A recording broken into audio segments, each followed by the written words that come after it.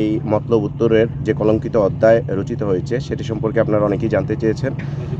আমি আসলে এই ঘটনাক্রমের পর থেকে অনেকটা ব্যস্ত থাকার কারণে সব কমিউনিকেশানে আমি যুক্ত থাকার কারণে সবাইকে মেসেজ দেওয়ার কারণে আমি আসলে খুব ব্যস্ত থাকার কারণে আমি বিষয়টি আপনাদের ক্লিয়ার করতে পারিনি।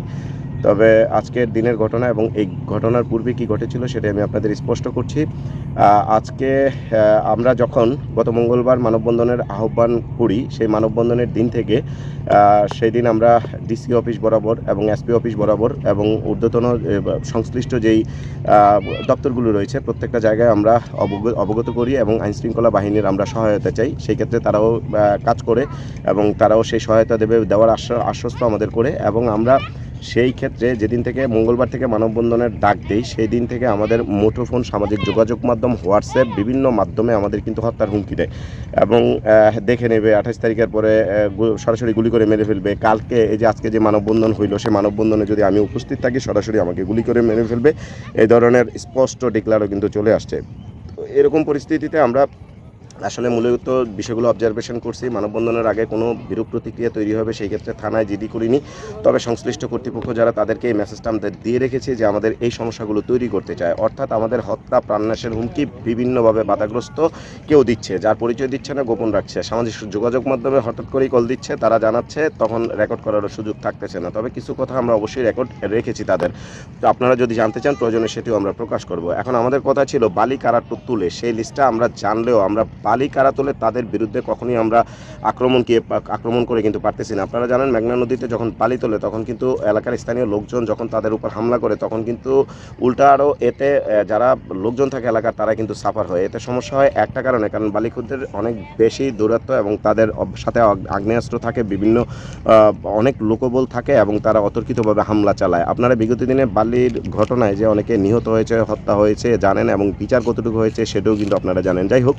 এই পরিপ্রেক্ষিতে আমরা চেষ্টা করছিলাম যে যারা বালি তোলে তাদের সাথে আমরা প্রত্যক্ষ সরাসরি তাদের সাথে আমরা শত্রুতায় না গিয়ে আমরা চেয়েছিলাম যে মূলত আইনশৃঙ্খলা বাহিনীর সহায়তায় তাদের মাধ্যমে এই অবৈধ বালি উত্তোলন এবং মেঘনা ধনাগোদা যেই সেচ প্রকল্প রয়েছে সেটিকে রক্ষা তথা মতলব উত্তরের মাটি মানুষের নিরাপত্তায় আমরা মূলত এই আহ্বানটি জানাই। এবং আমরা মূলত গতকাল আমরা দেখেছি, আপনারা জানেন গতকাল 27 ডিসেম্বর আমাদের যারা আমরা বিশেষ করে এই মানববন্ধন কর্মসূচি ডিক্লেয়ার করেছি তাদের ছাড়া বাহিরের কেউ, আপনারা জানেন কারা কারা, বাহিরের কেউ তারা কিন্তু অলরেডি কালকে মানববন্ধন স্থগিতর কথা বলে তারা কিন্তু অলরেডি একটা নোটিশ করেছে, যেটি সামাজিক যোগাযোগ মাধ্যমে ছড়িয়ে পড়েছে। তখনও পর্যন্ত আমাদের 14টা ইউনিয়ন, একটা পৌরসভায় মাইকিং চলছে, বাহেরচর, বড়চর ওই অঞ্চলে মাইকিং চলছে।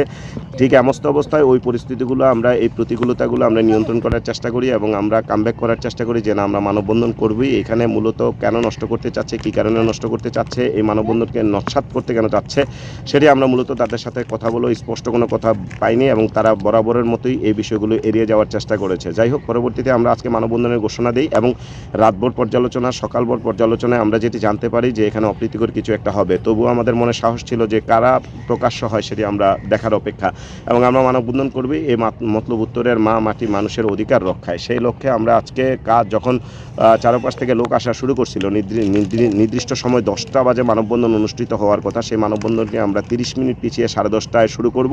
তারই প্রাক্কালে আমাদের সঞ্চালক মাইক এবং আমরা যারা বিশেষ করে আছি আমরা যাব অনুষ্ঠানস্থলে, ঠিক তারই পূর্ব মুহূর্তে যারা সমবেত হয়েছে থানার সামনে, যাদেরকে সমবেত হতে বলেছি তাদের বিশেষ করে প্রায় 250 লোকের উপর অতর্কিতভাবে 20 থেকে 30 জনের একটা দল, কারা আপনারা ভিডিওতে জানতে পেরেছেন, নামও জানতে পেরেছেন, তারা হামলা করেছে। মূলত হামলা করার পরবর্তীতে আমাদের যারা রয়েছিল তারা কিন্তু ছত্রভঙ্গ হয়ে গেছে। আমাদের নির্দেশ ছিল যে মানববন্ধনে যদি কেউ হামলা করে সেই ক্ষেত্রে আমরা পাল্টা প্রতিঘাত করব না, তবে বিষয়টি আমলে নেব এবং যেহেতু স্পষ্ট হবে কারা হামলা করছে সেটি আমরা দেখার অপেক্ষায়, আর সেটি আমরা পেয়ে গেছি।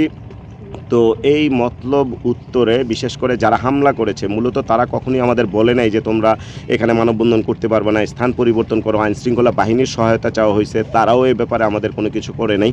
কিন্তু আজকে হামলাটা হয়েছে সেখানে উপস্থিত ছিল আইনশৃঙ্খলা বাহিনী, সাংবাদিক মহল, তারাও কিন্তু উপস্থিত ছিল। সবচেয়ে মজার ব্যাপার হচ্ছে এই অবৈধ বালি উত্তোলনের বিরুদ্ধে সাংবাদিকদের এখনও পর্যন্ত জোরালো কোনো প্রতিধ্বনি আমরা কিন্তু দেখিনি। আমরা জানি যে একটা সমাজের, একটা রাষ্ট্রের দর্পণ হচ্ছে সাংবাদিক, কিন্তু সেইখানে তারা কতটুকু নীরব আর কতটুকু সজাগ সেটা কিন্তু আপনারাই অনুমান করতে পারবেন। আমি আসলে কাউকে আসামির কাঠগড়ায় দাঁড় করাতে চাচ্ছি না, তবে প্রত্যেকেই এই অবস্থানটা জানতে চেয়েছেন। ইতিমধ্যে জেলার সাংবাদিক রয়েছেন কিংবা জাতীয় পর্যায়ে যে সমস্ত সাংবাদিকরা রয়েছেন, এছাড়া বিশেষ করে ডিজিএফআই, এনএসএফআই সহ বিভিন্ন আইনশৃঙ্খলা বাহিনীর লোক এই আজকের প্রেক্ষাপটটা জানতে চেয়েছেন। আমরা চেষ্টা করেছি তাদের সাথে এই জিনিসগুলো জানার জন্য। বিভিন্নভাবে মতলব উত্তরের প্রত্যেক বিশেষ করে যারা আছেন প্রত্যেকেই জানতে চেয়েছেন যে বিষয়টি কী, সেটি মেকানিজম করতে বা সেই বিষয়গুলো অবহিত করতে আমাদের সময় লেগেছে।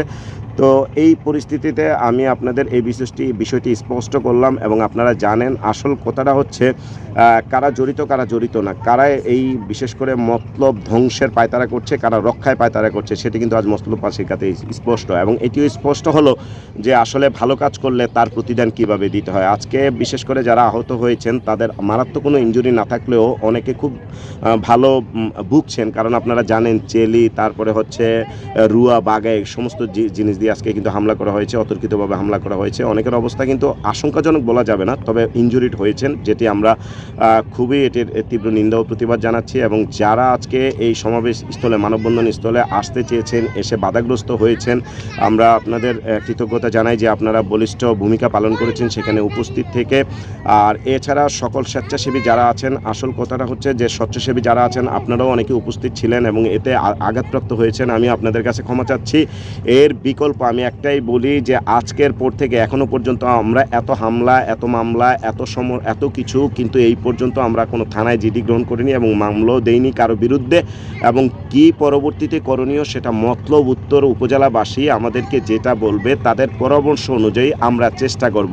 আবারও বলি, আমি সোহেল সরকার আজকে এই যে মতলব উত্তরের অবৈধ বালি উত্তোলনের বিরুদ্ধে লিখতে গিয়ে আমাকে সরাসরি গুলি করার হুমকি আসতেছে, আমার সহকর্মীদের সরাসরি গুলি করে মেরে ফেলার হুমকি আসতেছে। এই বিষয়টি আপনারা কিভাবে দেখছেন জানি না, তবে একটাই অনুরোধ আপনাদের করব, এই মতলব উত্তর রক্ষায়, এই মতলবের মাটি মানুষের নিরাপত্তায়, এই মেঘনা ও দনাগোদা নদী তীরবর্তী অঞ্চল থেকে যে অবৈধ বালি উত্তোলন হয় সেটি যদি বন্ধ করা না হয় তাহলে একসময় মতলববাসী কিন্তু এই মতলব উত্তর উপজেলা কিন্তু তলিয়ে যাবে, একসময় বাঁধ ছুটে যাবে। বর্ষা এলে যেভাবে আমরা দেখছি যে এই মতলব উত্তর বাঁধ নিয়ে কীভাবে শঙ্কিত থাকে এবং বেড়িবাঁধের অবস্থা কী সেটিও আমরা জানি, কর্তৃপক্ষ কী ব্যবস্থা নিচ্ছে সেটিও আমরা জানি। তাই সামগ্রিক প্রেক্ষাপটে মতলব উত্তর উপজেলাবাসী, আইনশৃঙ্খলা বাহিনী তথা সমগ্র মহলকে, আমরা সর্বস্তরের জনগণকে একটাই মেসেজ দিতে চাই, আপনি আসলে নির্দিষ্ট করে যেটা সত্য, যেটা বাস্তবতা, যেটা সঠিক সেটা তুলে ধরার চেষ্টা করুন এবং এই মতলব উত্তরের অধিকার রক্ষায়, মা ও মাটি মানুষের অধিকার রক্ষায়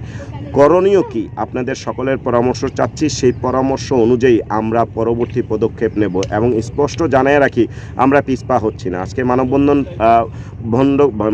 ছত্রভঙ্গ করেনি, মানববন্ধন নস্যাৎ করেনি, নস্যাৎ করেছে মতলব উত্তর উপজেলার প্রতিটি মানুষের হৃদয়কে আঘাত দিয়েছে, নস্যাৎ করেছে, মানুষের অন্তরে কলিজায় দাগ লাগিয়ে দিয়েছে।